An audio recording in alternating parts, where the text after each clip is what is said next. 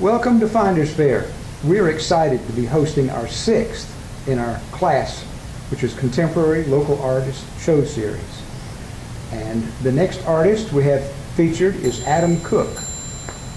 We'll be opening with a show on the first Thursday in February. That will be February the 5th from 5 to 9.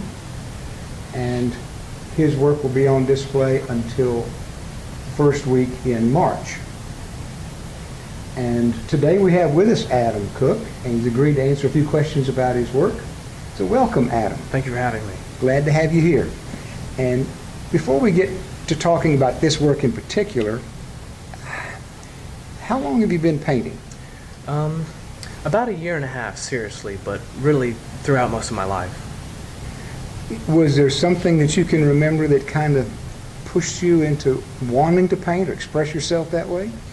Well, me being a musician, feeling as though I've gone a lot more into it as I could, I've just felt like maybe I needed another way to express myself. So one day I just found a sheet of paper and, got some cheap paint and sloshed it around and did what I could with it. So what kind of music did you play? Did you play an instrument? Or? Yes, well, guitar, drums, bass, and a little piano, but mainly a little bit of everything. I like to be well-rounded in what I play. Well, was music something you did in school, or was it something you learned on your own? Yes, well, it was something that came very naturally, so I chose to stick with it. I played guitar in the orchestra for the show choir. We went to Carnegie Hall and played there.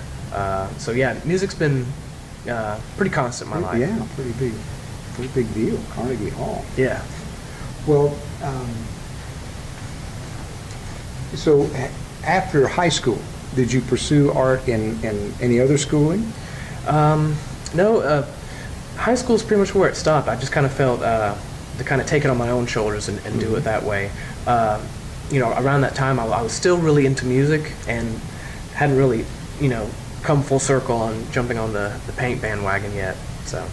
Okay. When you first started painting, was there something that encouraged you to keep painting? Oh, definitely, yes. What was that?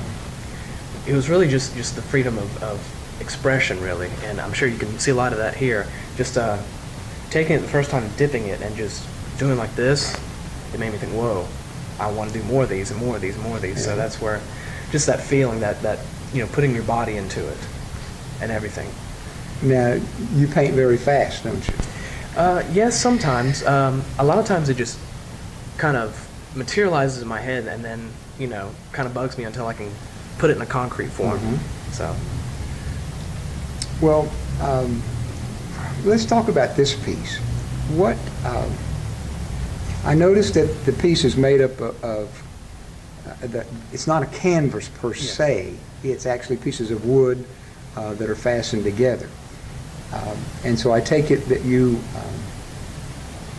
just find materials that inspire you, or do you go looking for certain things, or to use as a canvas? And I'm really open to using anything. Just when I really started out and got really serious, I was really low on money at the time, so anything I could find or someone was throwing away, I saw treasure in it, and I still do. I still see things that way.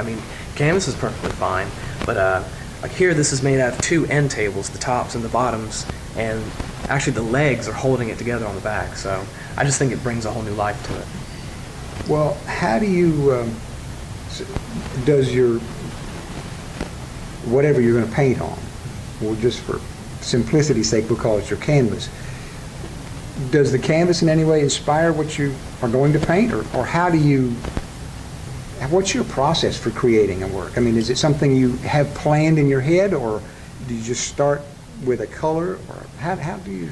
Well, the canvas itself, while I'm working, it's kind of like driving down a road. You have to follow the curves and the ins and outs of it, and like these rivets and cuts and breaks here that really kind of draws my hand. But other than that, I just kind of start with one color if it's not already in my mind, because sometimes it just flashes and flashes, and then I kind of know what I want to do, but it just builds and builds after that, really. And this poetry here, poetry is always something I've done, But I guess this is where the music comes in. I always have a beat or like a rhythm in my head. So this kind of came from doom da doom doom da. So, and then the words fall into place, kind of like a blueprint, really. So it's kind of where it all comes from. Well, what do you generally use the same kind of medium? I mean, is this oil paint or? This is acrylic. I just like the way, like with this here, I can just kind of smear it with my palm of my hand here, and I just work really well with it. It knows me and I kind of know it at the same time, so we can work together. You're so used it so much, you're familiar with what it's going to do. Yes. Yeah, I can see that, and it's. I know that acrylic, of course, dries faster, so it's not a process where you have to wait days before you can go to another step. And I've become very impatient with that. Yes. So. Tell me about your workspace. Do you have a studio?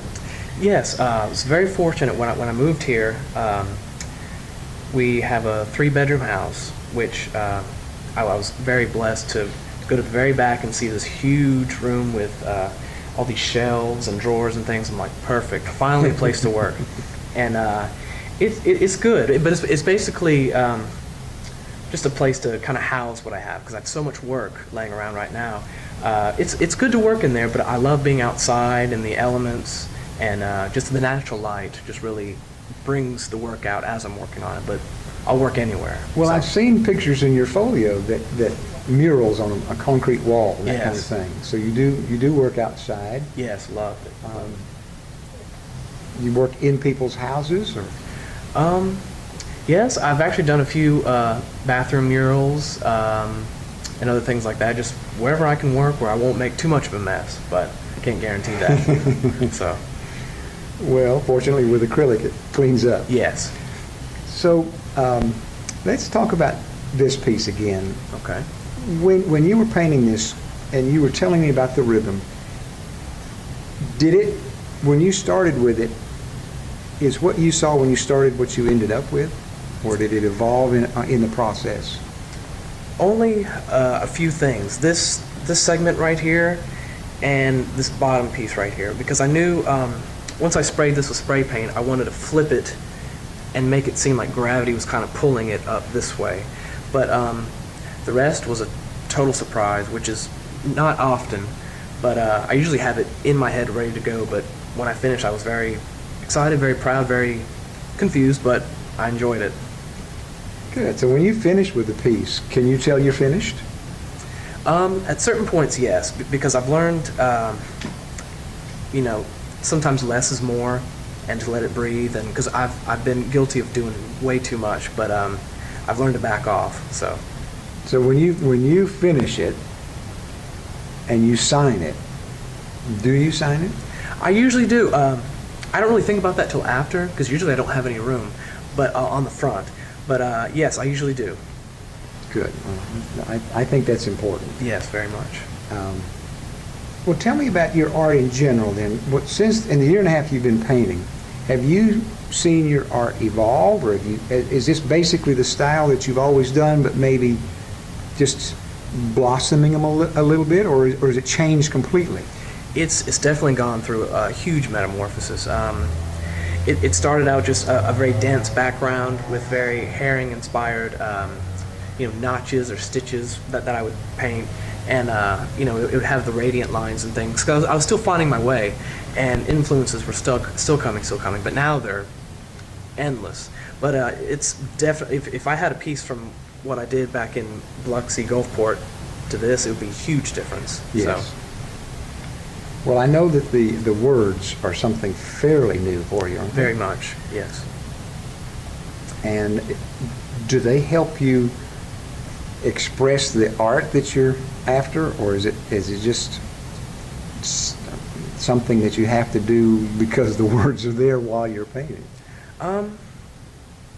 It's a little bit of both. It really, because I'm very much into expressionism, and I would just sometimes I would just do plain shapes and patterns and stuff like that, but I felt like, I need more, I want more out of this, it's not enough. And I just couldn't, for the longest time, figure it out. But I've been writing poetry. I couldn't recite any well-known author's poetry saved my life, but it's just always been a natural thing since middle school to write poetry and lyrics and things. And just one day I thought, well, that's the missing ingredient. So it's merged together, and it's making me very happy. So I'm very pleased with it. Well, that's nice to hear that it makes Yes. you happy, Yes. because it is happy art. I enjoy Yes. it. Oh yes. Well, now thinking back to when you started a year and a half ago, being serious about art, and how you really just jumped on board with it.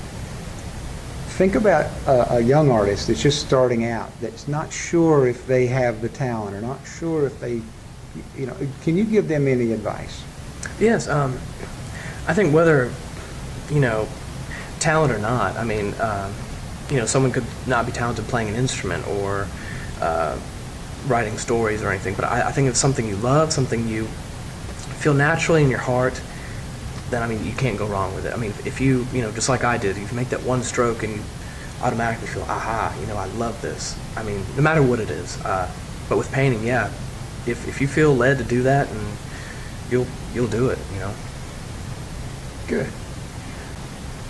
So again, this is going to take place the first Thursday of February. That's February the 5th from 5 to 9. So please come out and see us, see Adam's work, and meet the artist and let him tell you about his work. And now, are you going to be playing your guitar that night? Oh, someone asked me, I will. Hey, whenever. I'll do it. Okay. Well, thank you all very much. Thank you for watching, and hope to meet and see you guys there. Thank you.